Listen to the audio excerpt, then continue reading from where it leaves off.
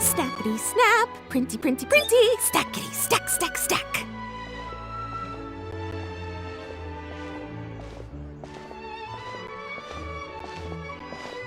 Whoa, those two are kind of big deals. Hey, you two! Can I take your picture? Huh? Does she mean us? Why does she want our picture? Guess we better get used to the celebrity treatment, huh?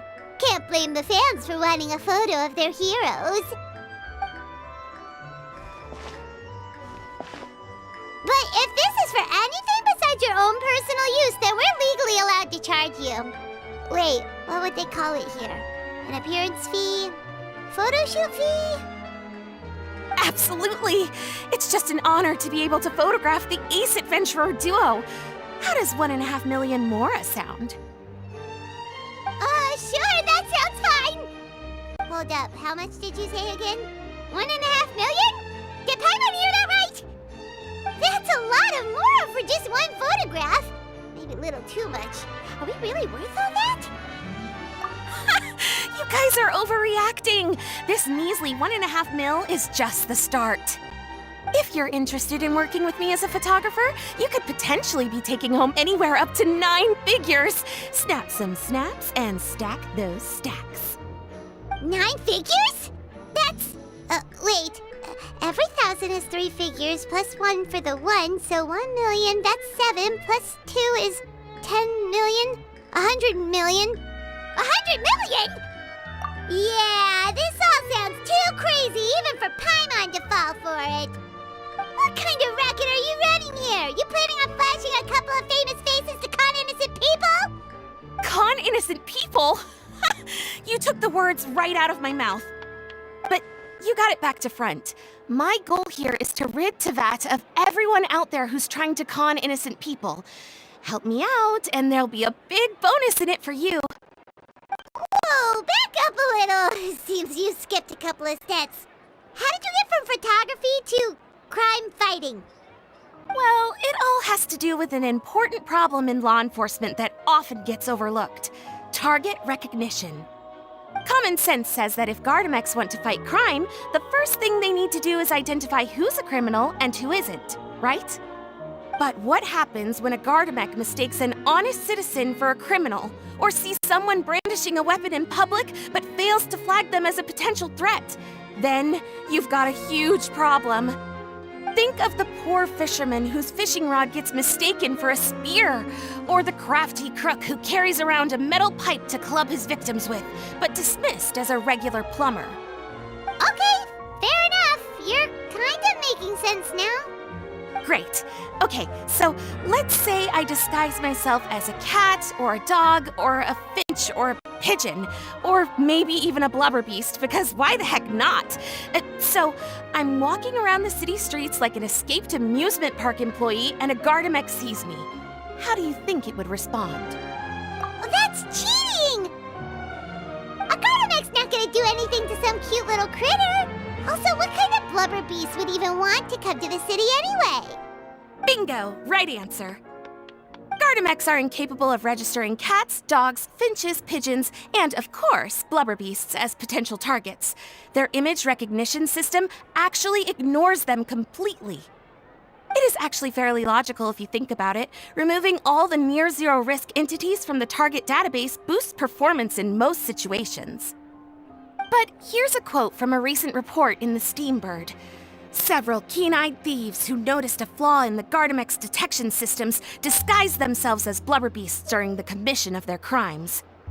Completely blind to the would-be blubberbeasts, the Gardamex made no attempt to intervene in the thefts committed by the gang.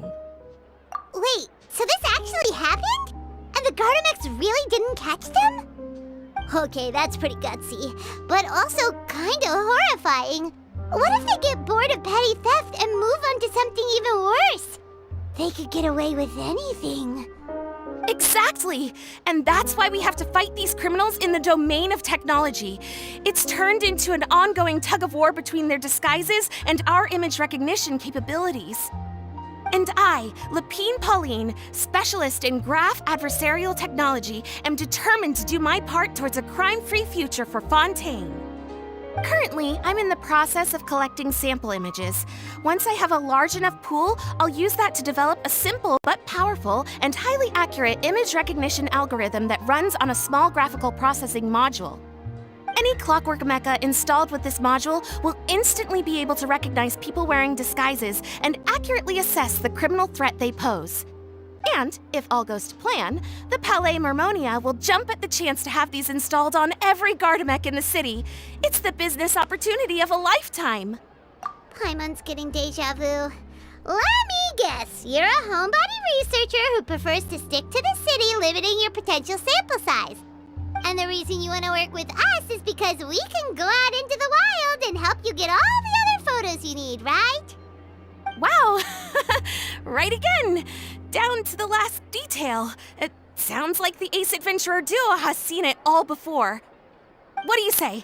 Join my project, become a graph adversarial technology specialist, and together we can expose every costume defender in Fontaine. Crucially, with your help, we can build a solid graph adversarial tech pipeline and take Fontaine's technology and law enforcement capabilities to the next level. Everybody wins! This does sound like it's for a good cause. Forget tomorrow. We can't stand by and do nothing. There are criminals out there giving Blubber Beast a bad name, and that's something Paimon won't stand for! Great! And just like that, welcome to the team. Okay, take this. It's an image recognition sample collector. It contains recording and analysis equipment that I designed myself and comes complete with a user guide. I've already looked through lots of images from all over to determine the key features of the samples I'd like to collect. All you need to do is work your way through the guide, get the pictures, and bring them back to me. Simple. Let's get this show on the road, everyone. We must win the tug of war against evildoers and score some big-ticket orders from the Palais Mermonia.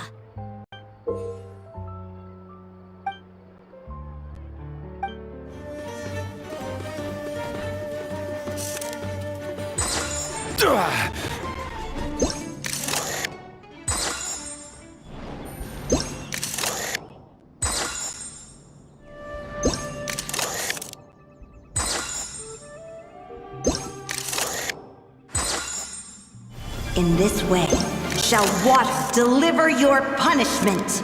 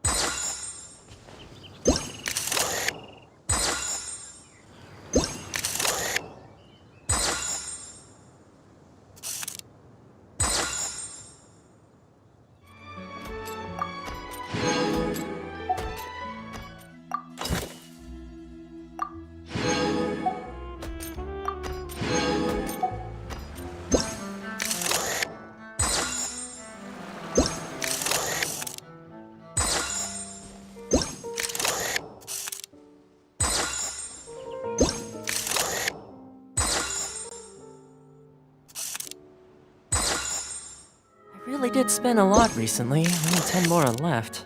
Still, 10 more is better than no Mora.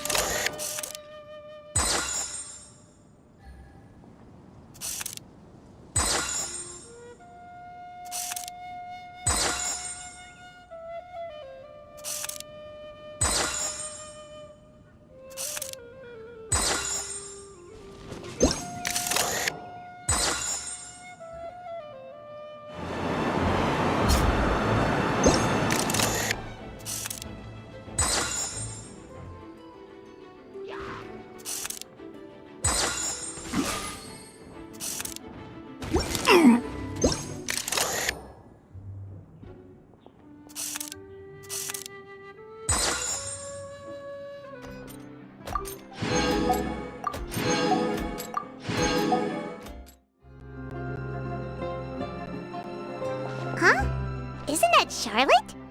What could she want with Lapine Pauline? Pretty please with the cherry on top, Charlotte? Journalist extraordinaire? Please tell me you're joking. I read that a gang of criminals tricked the Gardamex by disguising themselves as blubber beasts. It's true, isn't it? I've invested all my savings into graph adversarial technology and even taken out a sizable bank loan. I'm begging you like the beggiest beggar in all of begdom.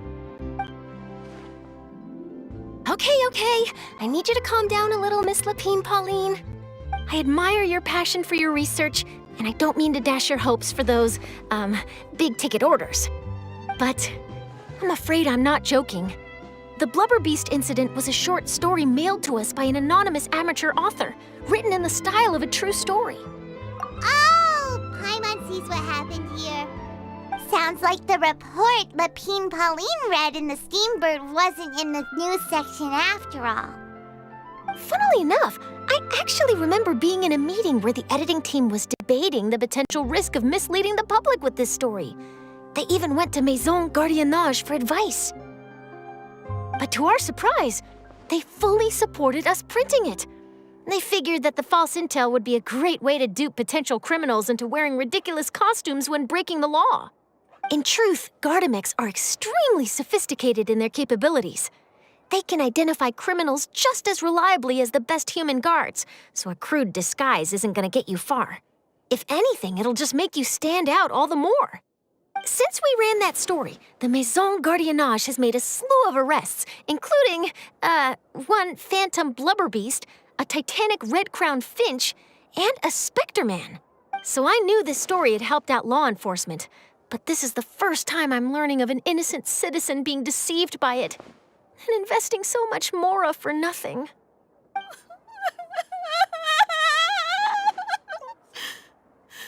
Uh-oh. So Lapine Pauline's whole research project is based on a fictional story? Which means we're not gonna get a big bonus after all.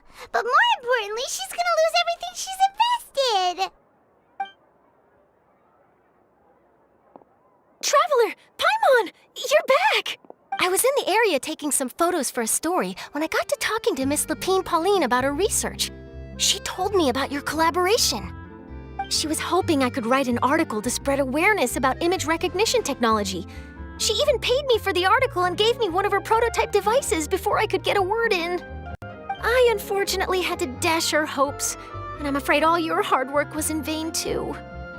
She's desperately trying to find a way to rescue the project and get you the Mora you're due. I've tried to let her down gently, but she's finding it all very hard to accept. This is a new situation for us, too. It's such a pity. It seems like the author was only trying to make the story interesting, and the Maison Gardiennage only had Fontaine's best interest in mind. Wait, Miss Lapine Pauline, what are you doing? I'm gonna pick a fight with a Gardamek, head to the Opera at Biclez, and get a one-way ticket to the Fortress of Meropide. That way, I won't have to repay my debts. It's the only way I can afford to keep on living. Whoa, there's no need to go that far. I mean, come on, look at you. You wouldn't even dent the Gardamex armor. In all likelihood, they'd only hold you up at the Maison Gardiennage for a few days before letting you out, and then you'd still have to repay your debts. Actually, instead of going into the technicalities of that, how much did you actually invest? 270,000 Mora. Okay, well, escaping to the Fortress of Meropide over a sum like that seems like a last resort. Surely there must be other options. Not anymore. I used to be an equipment supplier to the Fontaine Research Institute before that blew to pieces, and now I'm just a small-time engineer. I scraped together some savings over the past few years, but I put every last Mora into this project, and now I'm left with nothing. It's not just my savings that are gone. It's my whole future as a graph adversarial technology specialist and my dreams of becoming a billionaire one day. My life is over. Don't despair, Miss Lapine Pauline. I think I know a way for you to turn this around. This prototype you've given me, the camera lens for image recognition sample collection. It's really quite something. You said you designed it specifically for high-fidelity image capture and analysis, yes? The rapid focal length adjustment is a very useful function in its own right. It's sure to make many journalists' jobs much easier. In fact, I'd say it has the potential to revolutionize Fontaine's news media. So your research efforts thus far are by no means in vain. The technology you've developed may have many applications that you've never even considered. Really? Absolutely. I've been working as a journalist for the Steambird for a long time now. No one understands the issues we journalists face on a day-to-day basis better than me. So keep calm, take heart, and start thinking about mass production. In the meantime, I'll show your invention to all my colleagues to drum up interest in your product. I can't believe it! If this is true, then I can look into setting up a whole camera lens development pipeline. My big-ticket orders and billionaire aspirations are still in the cards. Oh, maybe I should consider taking out another loan. That way, I can rapidly improve the lens production process, be the first to market, and prepare to battle for dominance in the camera industry. Come on! Stop daydreaming about your pipelines for a minute. Just take it one step at a time and see how it goes. There's no sense in putting all your eggs in one basket before things are even off the ground. And I can probably speak to some people I know and license my image recognition device to a workshop to raise some funds. I can't believe I didn't think of this sooner. There's no time to lose. I need to get to work. Early bird gets the worm. Can you believe her? She just ran off. Paimon's pretty sure our advice went in one ear and out the other. It's understandable.